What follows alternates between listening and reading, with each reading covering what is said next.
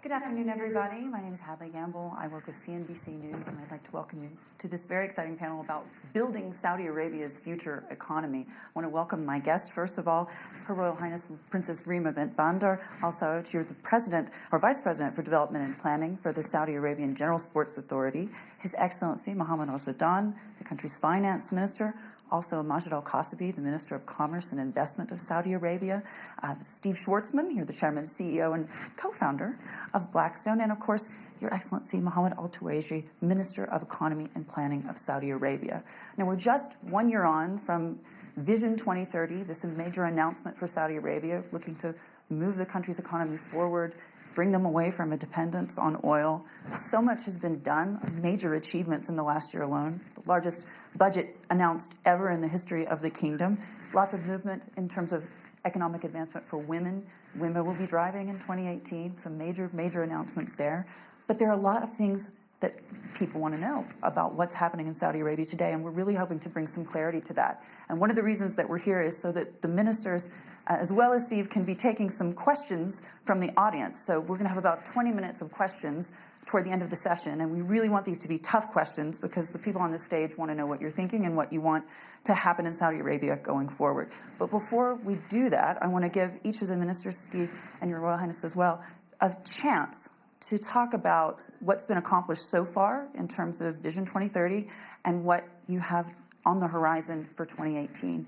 Your Excellency, if you'd like to kick off. Thank you very much, and thank you everyone for making the time.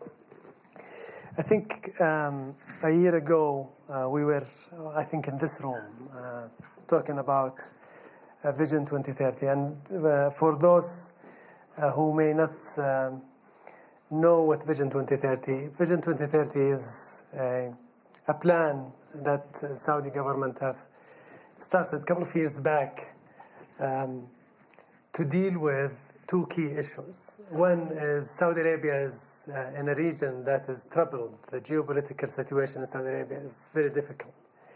And we needed a catalyst for stability. And we believe that Saudi Arabia can actually play that catalyst.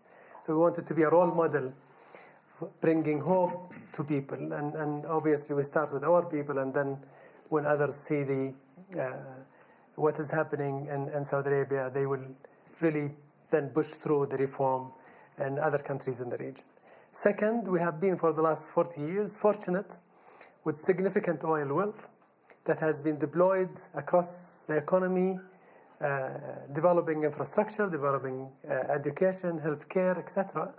But it is actually dependent on one commodity that is very volatile. And with that volatility, planning becomes very difficult. And therefore, the government decided that we really needed to diversify and reform our economy. But then the reform needed to be wider than just economy. So the Vision 2030 is about reform, but reforming the financial discipline of how the government is doing and having more midterm and long-term financial planning, reforming economy and diversifying our economy, instead of being significantly dependent on government spending. It is planned now. It is going to expose other sectors, mining, entertainment, tourism, and various other sectors that we could talk about later on. And then reforming socially. And we could talk a lot about this. We could spend the whole session talking about what is happening socially. So it's also about reforming socially. And then reforming legally and regulatory. So we wanted to update old laws to ensure that we have laws that are enforced when they are enacted. And a lot have happened since then, and we could talk about it. In my area, just talking about the last 12 months, we have seen deficit dropping as we promised last year this time. We said we are going to go below 10% on deficit. We did, and now it is 8.9, and we are targeting even less deficit next year and the year after. We said we are going to start significant financial reforms.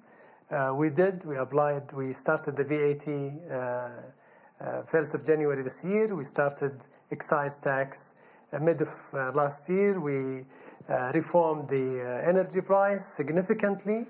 But then we did not forget the other side, that throughout this transition, you needed to make sure that the private sector is giving a breathing space and your people are being protected, particularly the less fortunate. So we started the citizen account. We started the first payment in December. We registered more than 10 million individuals through the system, and we started the payment. We also announced multiple private sector stimulus packages, 40 billion mid of 2017, another 72 billion in December, and another 80s coming in during 18.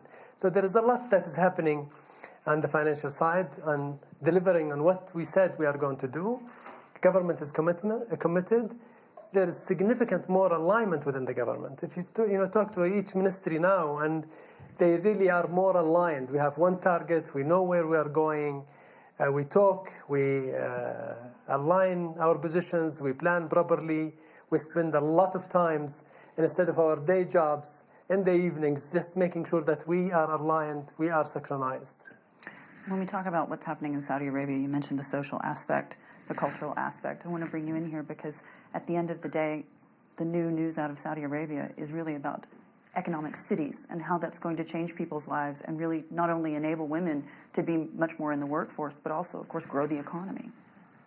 So when we talk about the investments that the country has made in the past 10 years, it's industrial cities and economic cities. 3 new investments that are being made now in the cities are NEOM, Qiddiya, and also the Red Sea. Those 3 focus completely on the quality of life of the individual. While I work at the sports sector, at the General Sports Authority, I also sit on the board of the, the Quality of Life Vision Realization Program. What we're talking about in the quality of life is sports, culture, and entertainment, and the value chain, not only in job creation, but infrastructure building and social development that those 3 entities bring to our community. The 3 cities that are being developed will actually allow those 3 creative industries to thrive, add economic impact, job creation, training, so much value that's not just for women.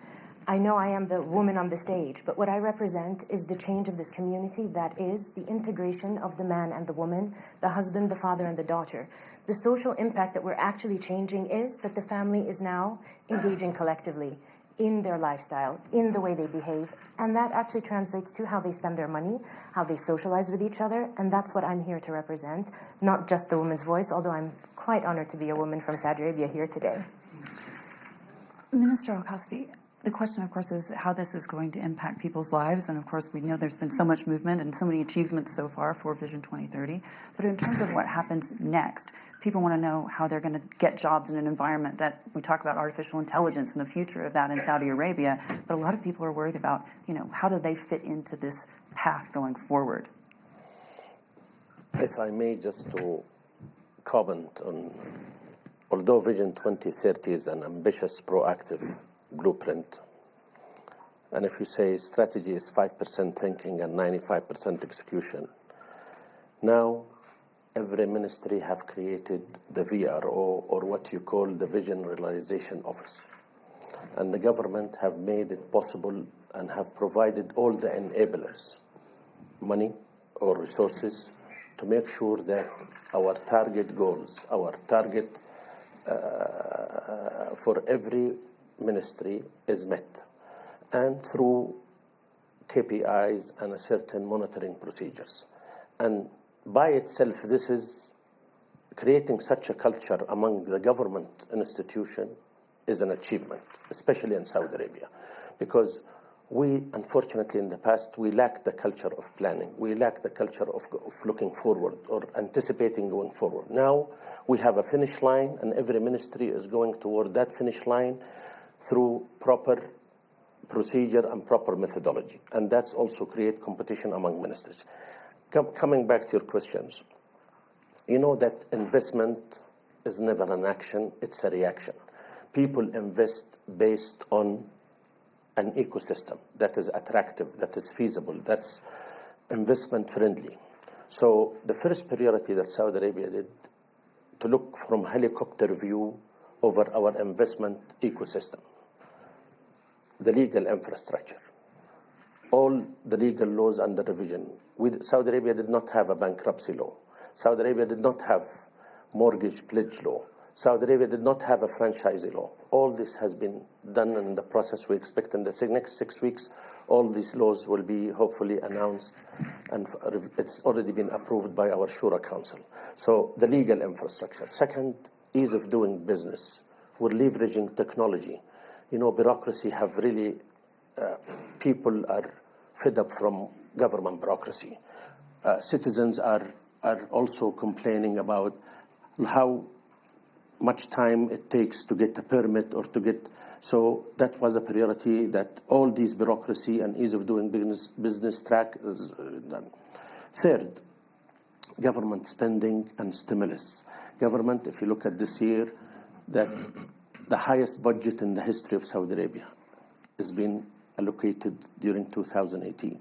And also $30 billion of stimulus packages have been announced to the private sector, especially to the small and medium enterprise. Fourth, privatization. And I'm sure my colleague maybe will talk about privatization. And fifth, have level playing field, fighting corruption. And it's true we could make mistakes here and mistakes there. Saudi Arabia is not a perfect country. Saudi Arabia is like any other country. But the journey, as you say, the success or the road to success is always under construction. And that's what the whole momentum of Saudi Arabia is going toward that end. And Steve, I want to bring you in here, coming from an outsider perspective, foreign investment in the kingdom. You spend a lot of time there.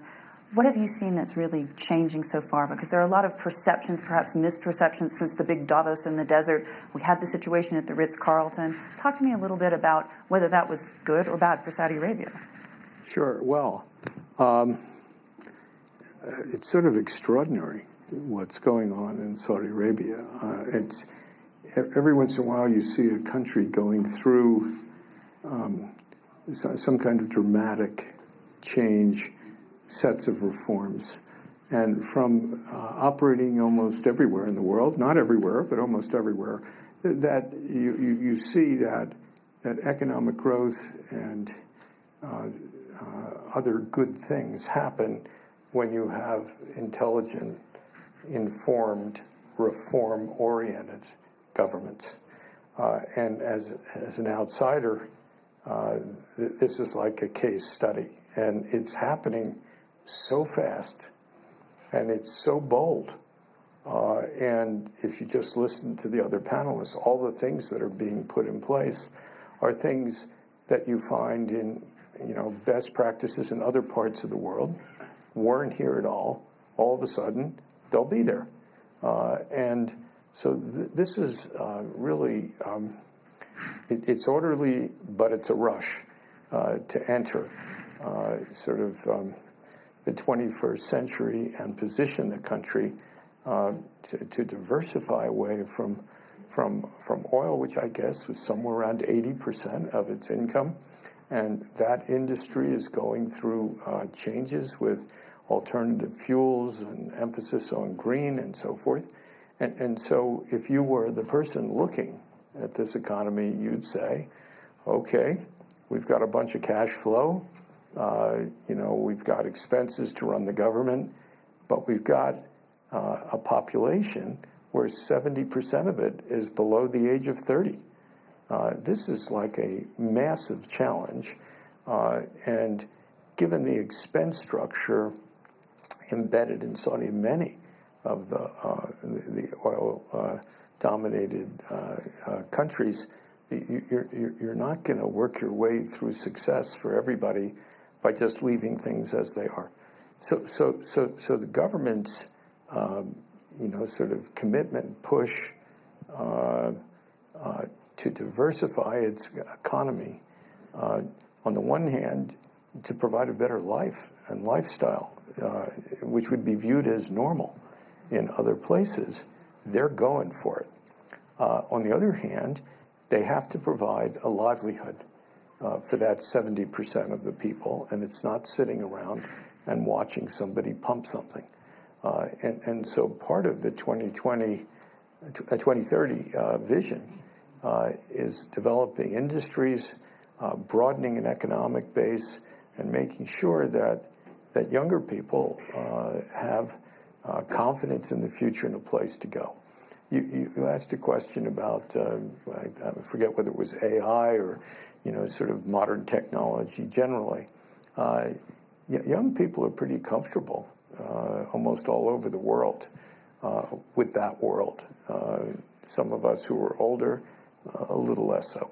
And so taking the approach of okay, let's draw a line as to where we were, and let's build our economy to a greater extent than one would think around modern technology, because this also enables the country to be connected to the world. But it provides an opportunity for younger people to fashion an economic life much more like other places in the world, where whether it's people working from home or people connected with other groups of people, and it's actually astonishingly bold to do it off of this space. So when you have this much going on, as one of the other speakers said, not everything goes 100%, and people don't understand what it's like to change things. We own lots of assets, hundreds of billions of them all over the world, and we try and improve things and change. And we're pretty good. We get it right most of the time. Every once in a while, you don't. And the more change you put into a system, the more opportunity there is for something to go wrong. It's important that I think the outside world, as well as the inside world, that Saudi doesn't overreact to something just going wrong, because it's inevitable. If you look at China, for example, that went through perhaps the most transformational change in world history, in the time frame that they did it economically, they get things wrong all the time, and they expect there to be a certain percentage of things that just don't work, and they fix them, and they don't get excited about it, and if that fix doesn't work, they put in a second fix, and eventually they get it. And I think the path for Saudi Arabia will have some of those types of issues. However, what they're unleashing is pretty amazing. From a Western perspective, it's hard to imagine you don't have like an entertainment industry. I mean, as an American, I was watching the Mickey Mouse Club, as a 6-year-old, and you just expect there to be entertainment. And now they're going ahead, they're going to have a whole entertainment sub-city. I guess it's about 30 or 40 kilometers outside of Riyadh. And I was at a meeting where, they were sort of briefing entertainment companies, and why wouldn't you be there? You've got over 25 million people. Everybody likes to either go to the movies or go to a theme park or do things that everyone in the world does that the Saudis haven't done. And how is that going to fail? So building on that, I think it's important to talk about the planning aspect in terms of a lot of challenges still to accomplishing what you say you want to accomplish. There have been some differences in the timeline. I think it's important to be really transparent with everyone in this room about those challenges and what you see on the horizon in terms of when these things are actually going to come to fruition. So first of all, let's remember this is the top-down choice. But it was designed bottom-up, 7,000 plus government employees, university students, consultants spent 7 months putting this plan together. So we have to remember that. Second, we have to remember that the success of Saudi Arabia is a big success for the whole region. And we realize that, and it's part of our ambition and plan. Third, we have to also realize that this is intensive, this is diverse, and this is extremely ambitious. So if we put the whole thing together, this comes with a package of many challenges. And we've been through 2 years of execution. If I can summarize those categories of challenges, I'll put them into 3. One is capacity. Who's going to do the whole thing? Who's going to deliver? And that's a question of human capacity, question of financial resources, question of time. The second one is around communication. You know, the average citizen will ask, what's in it for me? And the sophisticated investors say, why would I deploy my money to Saudi Arabia versus Canada or Vietnam? And the third category is cost. This is expensive, and anybody here who's been through transformation realize that you need to invest before you realize the benefits of those investments. And I think the big mitigants that we've put together through this plan is first governance, accessibility to decision-making, the harmony between government entities. This is a great mitigant. And the second one is discipline, in the sense that, we have targets. These targets are monitored on a regular basis, updated regularly, so everybody knows exactly what needs to be done and how it should be done. So to summarize, ambitious plan, very aggressive. Everybody is watching, and we realize that we have a major role to play regionally and globally. But in terms of execution, we have started, and we think for the next couple of years, you will see more of our initiatives getting into the ground through the design of the 12 vision realization programs. And when we talk about realization, obviously you're saying that it's going to cost a lot of money to get a lot of this stuff done. And one of the questions that I addressed to the finance minister yesterday in our interview was, oil hovering around 70, how is this going to impact what you do and how you spend? Is this about fixing the deficit, or is this about putting more money into Vision 2030?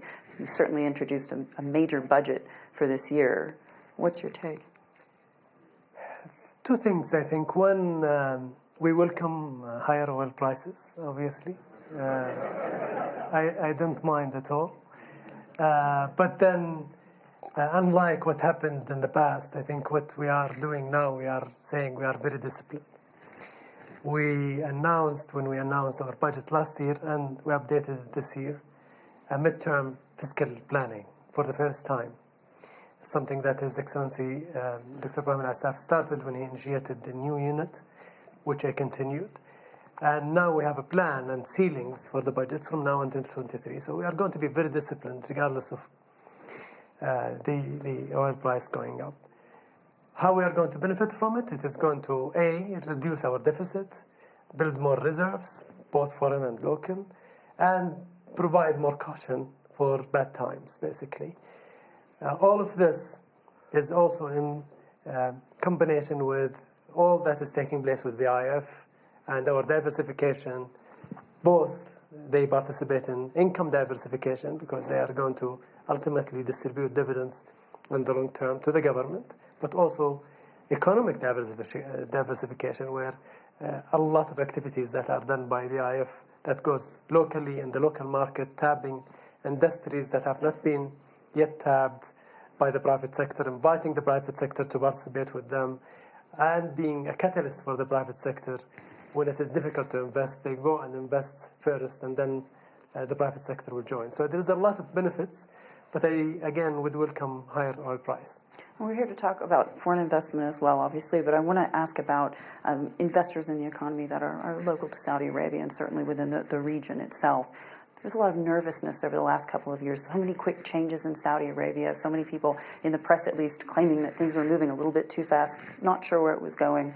But when you look at what's happening today, what are the incentives you're giving to the private sector to continue investing, even if perhaps some things aren't necessarily clear, at least in the medium or short to medium term? Just to tell you that, action speaks louder than word, as you say.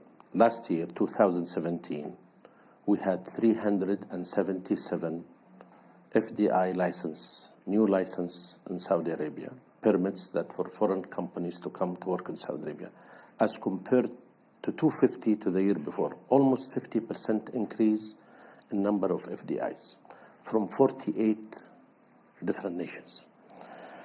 These people did not come just for the sake of they're enjoying the ride, or they're really coming to invest. And as I said earlier, investment is never an action, is always a reaction. So the Saudi government is trying to prepare the right platform in terms of proper legal infrastructure, proper ease of doing business, proper opportunities. And Saudi Arabia has always been the government, the first client or the first customer. And now the government is reviewing the whole procurement law, which has been, I don't know, for 30 or 40 years. And now it's under review, and it's under final review, and hopefully this will be a game changer for the new investors. So number of commercial registration last year of Saudi commercial registration was almost 196,000. New company was established in Saudi Arabia, of which 17,000 were female owned business. Small and medium enterprises. Last year, currently small and medium enterprise is 21% of our GDP, almost 1/5 of our economy. Vision 2030 wants to take it from 1/5 of its economy to 1/3 of its economy. So government have provided stimulus packages for small and medium enterprises, have provided the platform, have provided the spending. We need to be more also predictable. We need to help the private sector to be more clear, and maybe we need to communicate better with the private sector, and that's in the process, in the making. I also wanted to say, if I may have the chance, change. Change is not a template. In psychology, they say change has 4 modes. Best mode of change is to accept a change. But the other 3, resist change, or tolerate change, or reject change. So that means 3 out of 4 is against change by nature. But it's quite the opposite in Saudi Arabia. Saudi Arabia is 70% are saying that Saudi Arabia is going in the right direction. The youth, as my colleague said, 70% of our population is below the age of 30. It's actually below the age of 35, are behind change. Now we might adjust our navigation. We have maybe we need to adjust speed. We need to navigate better. We need to communicate better. But this is also a learning process. I want to weigh in on the capital markets. We had that conversation a little earlier in terms of being quite transparent about what happens next, the MSCI. That's all coming online in the next year or so. Talk us through that, because a lot of people are interested in how they get in the Saudi market. So again, the Vision Realization Program have narrowed down the areas of focus of Vision 2030. One of them is the development of the Saudi capital markets. To start with, the Saudi market is the largest in the Arab world and growing. The number of listing company, the pipeline is significant, both family offices and others coming to list in Saudi Arabia. Second, the capital markets and the financial markets in general weathered so many storms. If you plot down what happened since the early 60s, you will see that the system has a lot of resilience to navigate through crisis, to navigate through very difficult situations. We've seen oil prices at $8 at one point of time. And the performance of the stock market remains to be relatively resilient, supported by a very solid banking system. However, part of the development of the capital markets is what the investors really want from Saudi Arabia, whether it's accessibility, products, the ability to basically have their capital free to trade, derivatives, and all these instruments that will make the investment in Saudi Arabia more valuable for those investors. However, the chairman of the program is His Excellency, and he may need to add a few points on that. I wanted to just possibly cover an area that we haven't covered enough in this forum, which is the Saudi Arabian capital market development. I think if you look at what happened in 2017 alone and the year to date, significant change. We moved from an environment where we had a T+0 clearing and settlement to a T+2 in response to investors.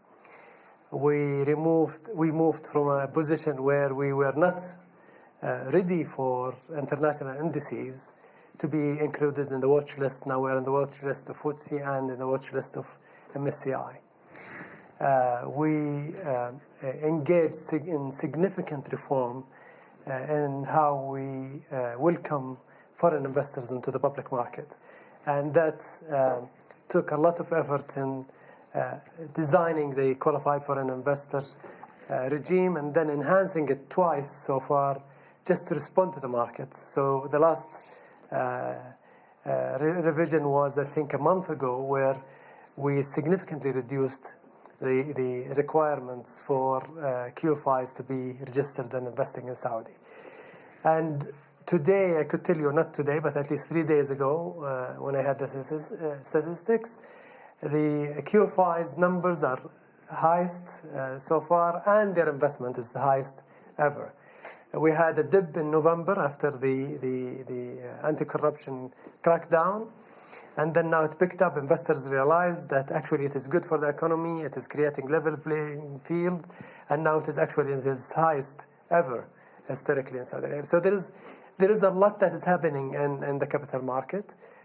There is also a very positive sentiment as a result of the government announcement on the budget, and that we are focusing on capital expenditure, and there is a lot of money that is being spent on infrastructure and digitization and technology. So the private sector is going to be part of this, and that is pushing also the market. We have one of the 3 or 5, at least, strongest banking systems in Saudi Arabia worldwide. And that's not my statement, that's international institution statement. And that is supporting the economy big time, and we are now looking at the gap between the financial system today and the financial system that we need in 2030 to support the growth that we are taking the economy through, and working with the central bank, the capital market authority, and the financial institutions inside Saudi Arabia and outside, including fintech and other banking and finance technology, to come in and be embraced in Saudi Arabia and welcomed. When you look at what's happening in terms of your investment case, Steve, in particular, you're looking for a 10 to 12% return, which is pretty ambitious. Talk us through how you made that decision and what you're seeing in the next 12 to 18 months in terms of, we go out to the Davos in the desert, and usually when people would come to Saudi Arabia, they were looking for investment, they were looking for money, and that's changed. Well, I think it's going to take a while for the international community to watch what's going on in Saudi and then engage and then invest. That's pretty logical. Whenever you see a major change, you want to see how's it going to work. And you heard from the other panelists, we're doing a lot of work. We're putting the infrastructure in place to encourage people to come. So when I was saying in my remarks just in the entertainment area, and I saw the people around the table, you don't need a lot of encouragement other than everybody can come. We used to own a lot of theme parks. We were the second biggest theme park owner at Blackstone in the world after Disney. And one of our old companies was in the room after we had sold it. And there's the person sitting there, and he's sort of like, ha, ha, ha, I can't wait to do this. Why not? Because it's sort of, some things are like you can't miss. And so you don't need a lot of encouragement for that, although I think the Saudi government will still do that for like early entrants, is my guess. But one of the other things is this could be a very diverse economy. In other words, under the ground in Saudi Arabia is not just oil. It's not just gas. It's minerals, which are almost completely unexploited. And with the right kind of government structure and encouragement, if you were in that type of business, this could be like a really remarkable opportunity, because it's easy to find. You don't have huge mountain ranges everywhere where you have to be sort of having very high cost extraction. So I think things will build. It won't be a gold rush just at once, because it takes a while. But when you do the right things and people look for investment alternatives and the table is set, somebody eventually buys some food and they put it on the table and they eat it. I think this is the right approach to be attracting people. You were at the Davos in the desert thing. That was pretty amazing. I mean, it was this, sort of like where we are now, except you had much better logistics and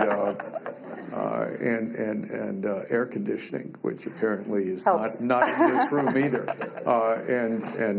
You know, you had thousands, I don't know, 2,000-3,000 people, and you know, this was really a good show.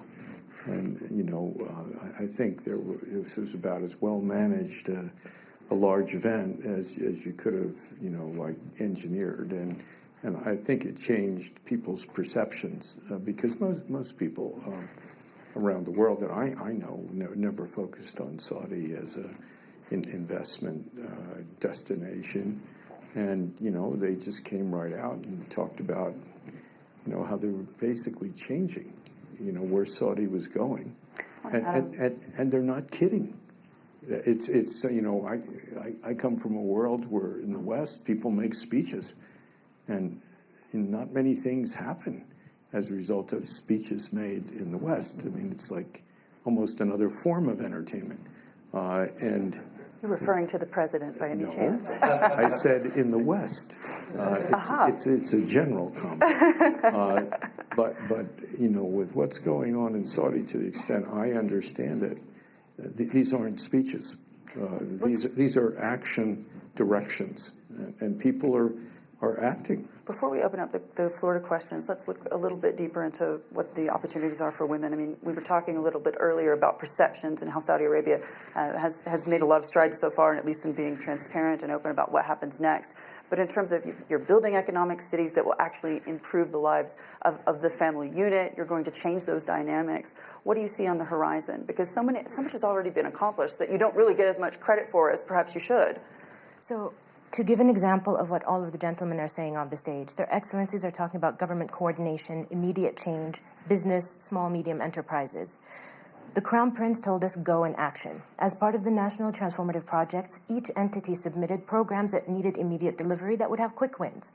A quick win for us was licensing of women's gyms. To you, it's intuitive that this would exist. It didn't exist in Saudi. Working with His Excellency, working with the Ministry of Labor, Commerce, what we did was create 25 new line items for jobs for women, immediate job impact. We worked on changing the laws to allow for women's gyms to be legal. Immediate impact was 500 registrants on the digital site that we created. 47 immediately went live because they already existed and felt comfortable and confident enough that the laws would protect them. Working with the municipality to change the rules and regulations on the sizes of spaces that were needed. Why? Because we'd like to promote small and micro businesses for physical fitness. Because as anyone in the West knows, that's how the sports industry works. Working with the Ministry of Labor to change part-time and freelance jobs, because that's what moves the sports economy.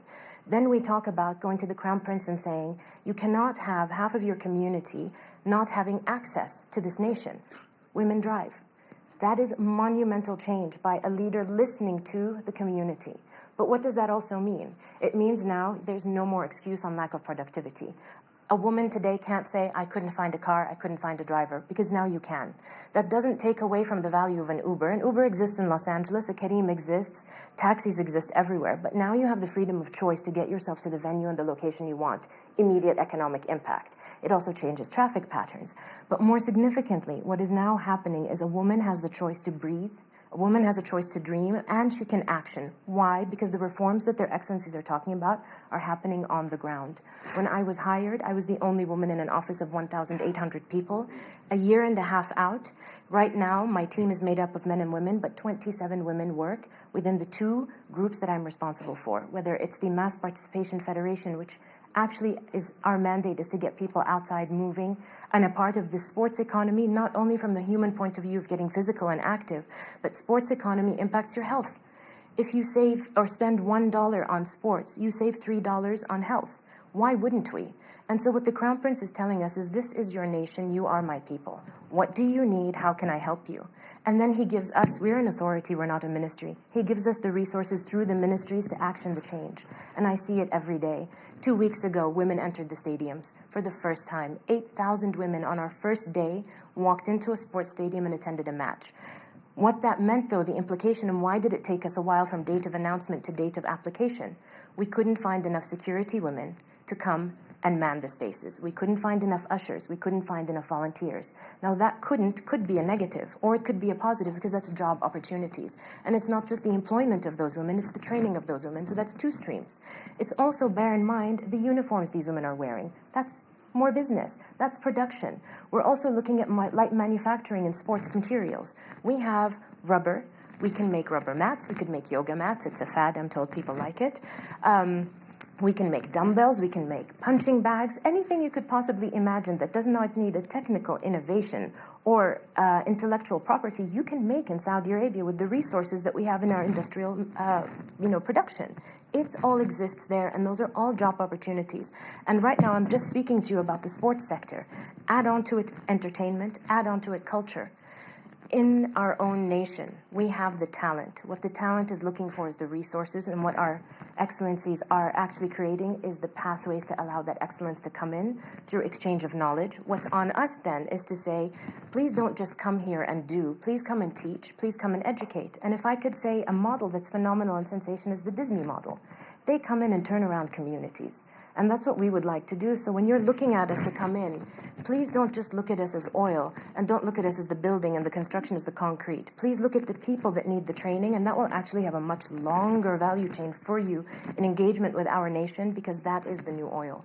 Human capital is the new currency, and I really would encourage you to look at us that way.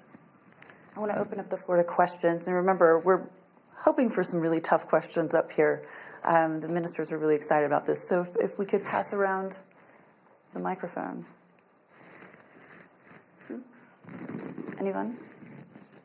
Don't be shy. Back here.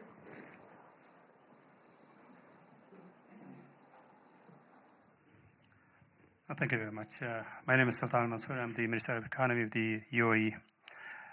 Let me just first compliment the Saudi leadership and also the government for what they are doing right now. We are very proud, actually, of what they are doing.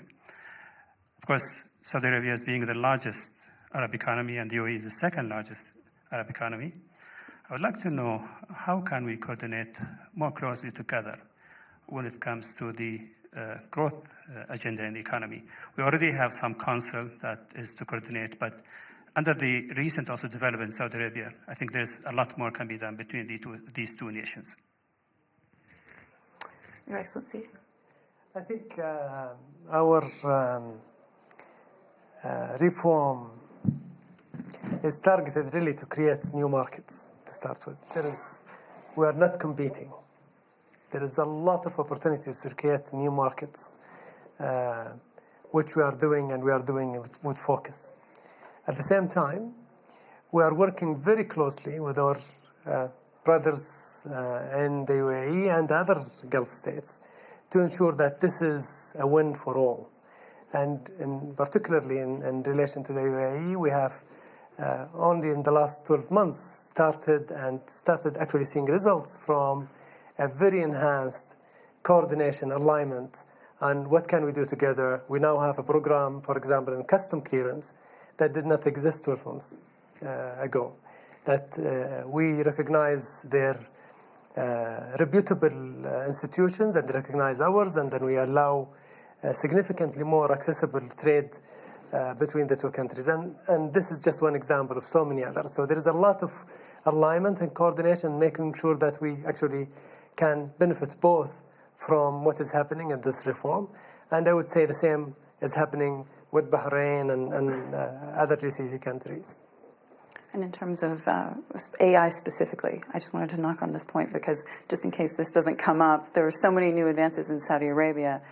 So we're not just talking about infrastructure investments. We're not talking about traditional TV. But the question, of course, is, how will this benefit the society? We talk a lot about the negatives of artificial intelligence. You obviously want to get jobs for Saudis today, young people. How's that going to help?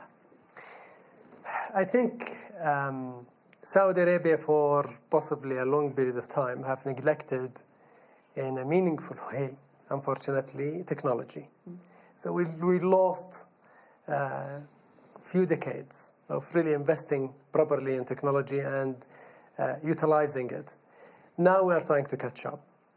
And when we do it very quickly. So we wanted really, because the time is not in our favor.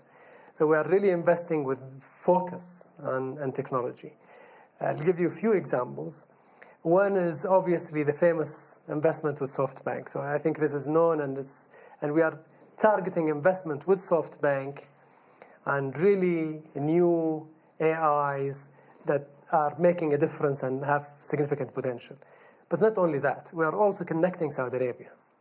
We are building highways of fiber optics that only in the last quarter, we actually connected more houses the last quarter. We connected more houses than houses that have been connected in the last 5 years with fiber optics. So there is a lot of drive. We are investing billions of subsidizing the telecom companies and actually laying down fiber optics to clinics, connecting schools, connecting households. So there is a lot of that. And we are banking, as Steve said, we are banking in a very young population that are embracing technology, hungry for more technology, and they are way, way more advanced and sophisticated than we are. So Mr. Swaha, His Excellency, the Minister of Technology, spoke yesterday and the day before, and he gave specific examples of new startups, Saudi, powered by Saudis in their 20s, who are doing fantastic impact on healthcare and other services that are being now running in Saudi.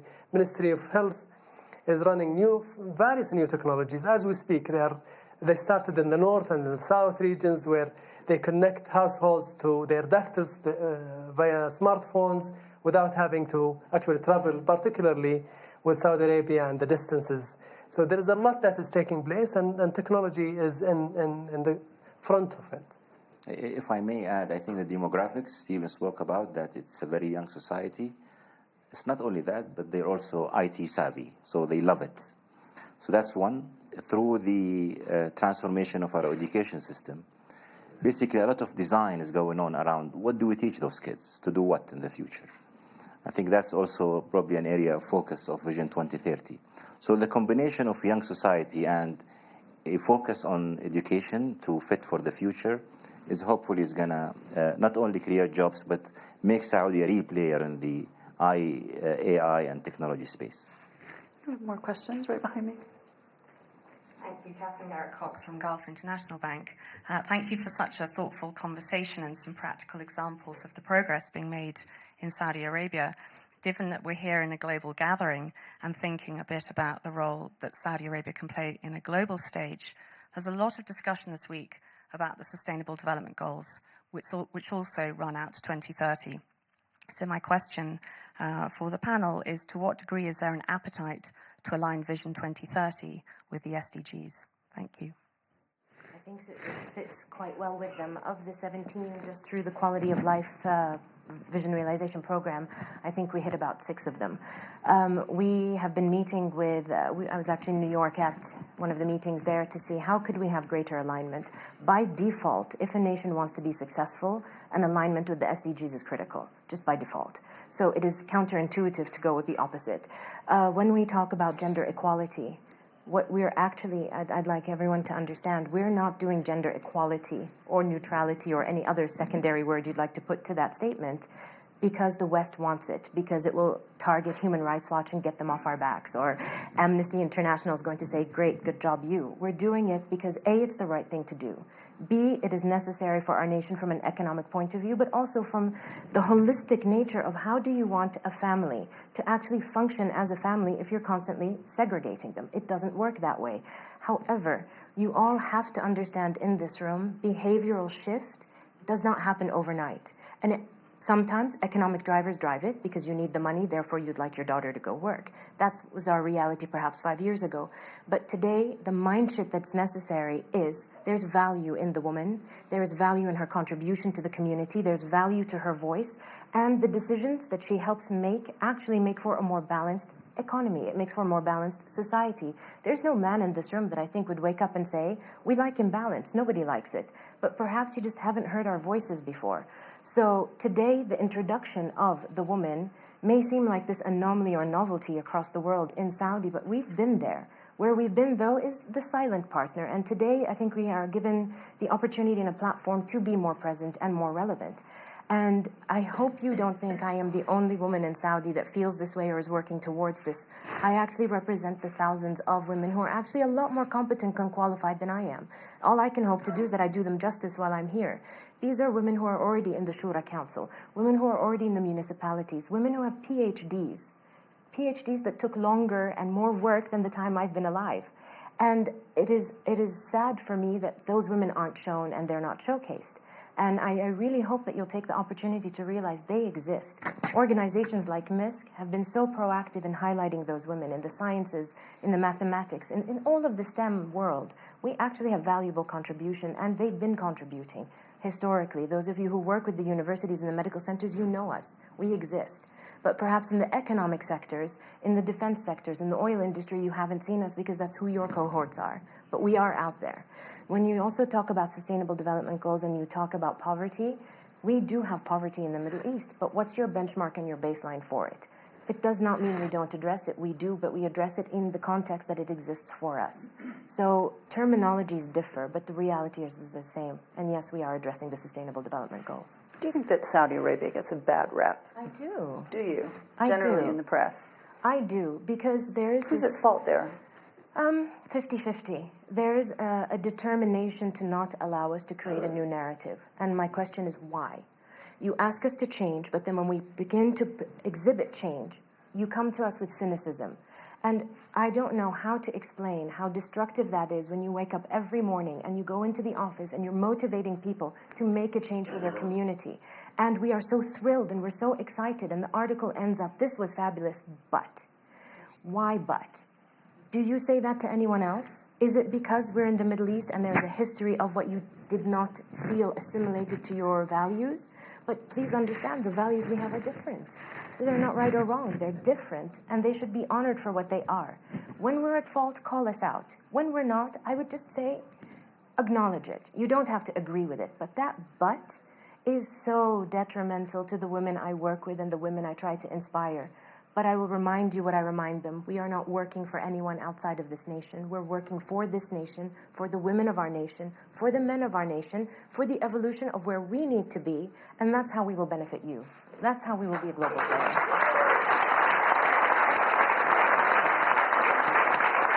Questions? In the back? Okay, we have a question in the back.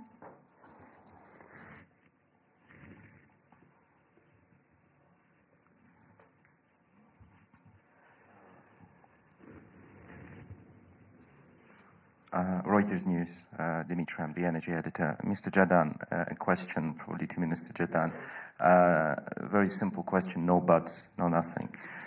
So there have been reports that the anti-corruption probe has already generated close to 100 billion for Saudi Arabia. Could you comment, please? And in that respect, because the figure is so close to what the Aramco IPO might generate, do you actually need to go for the Aramco IPO?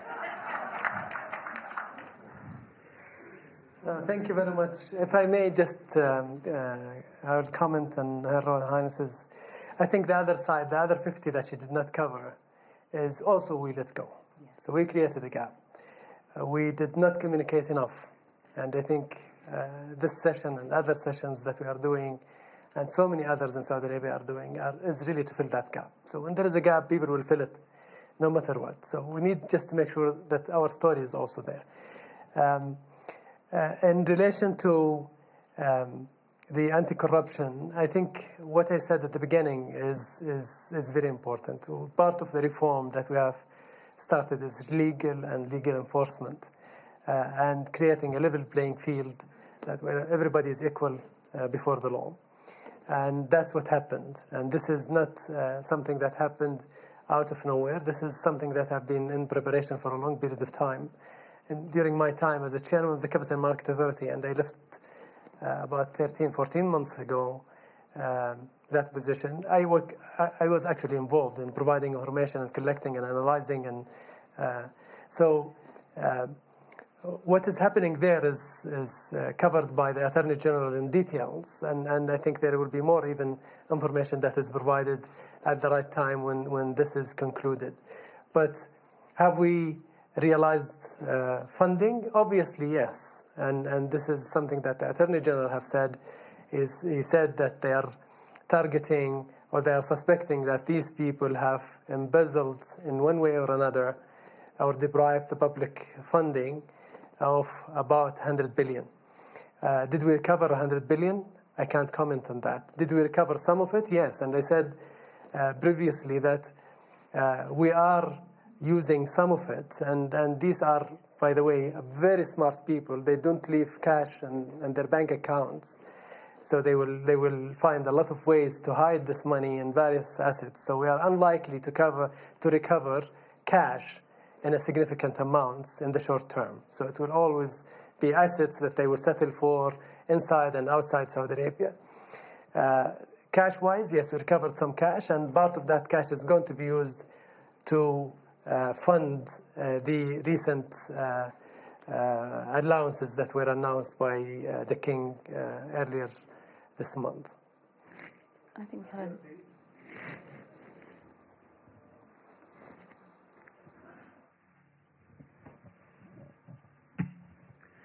Mohammad Al-Shaya from Kuwait, Al-Shaya Group. I just want to add to the panel. We have plans to invest billions of dollars in projects in lifestyle shopping centers. And I have to say the good news that the banks are more interested now to fund than last year. So we have oversubscription to fund the avenues of Riyadh, which is $3.4 billion. And in future in Eastern Province. Also, I want to say to you, Princess Reema, that we are starting to have girls baristas in Starbucks. And this is really a shift, and we are very excited. And also another piece of information. We employ 2,000 women. They will save money when they drive. And this will go into the economy. The question to the government, are we going to compete with the private sector? Or you're going to incentivize the private sector? May I answer this question? It's been never the intention to compete with the private sector.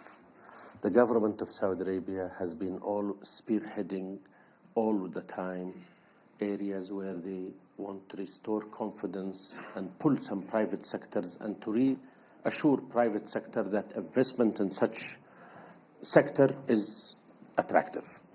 Take, for example, the Neom new city and the Red Sea and the Al-Qadiyah city.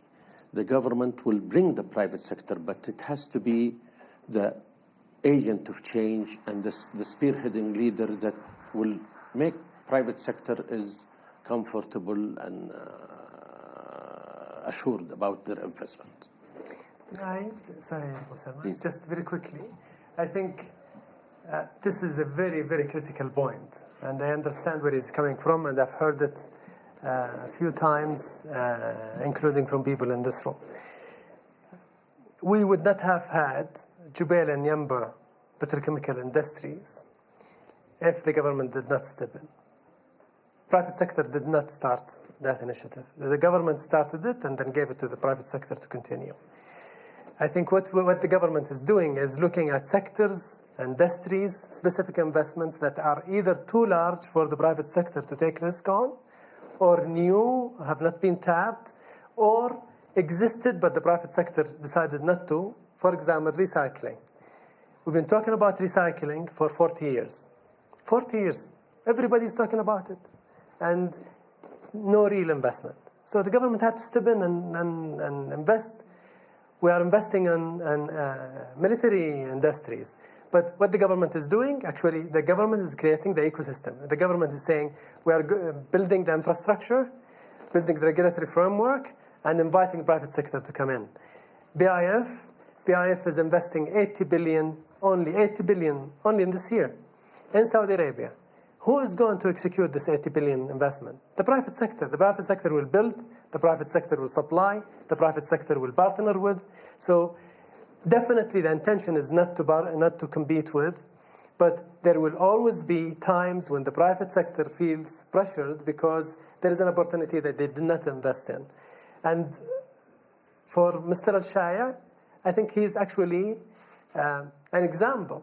He is going to open his first cinema actually before the government. The government is investing in cinema theaters because they believe that potentially the market for this is going to be very difficult for the private sector to begin with, and they want to set example. But I think most likely he will start before they are, or others will start in the private sector before the government starts. So definitely no. I don't know, Salman, if you want. In less than 1 minute, if you look at our vision realization program, His Excellency is leading an initiative called Local Champions. This is taking 100 Saudi companies regionally and potentially globally.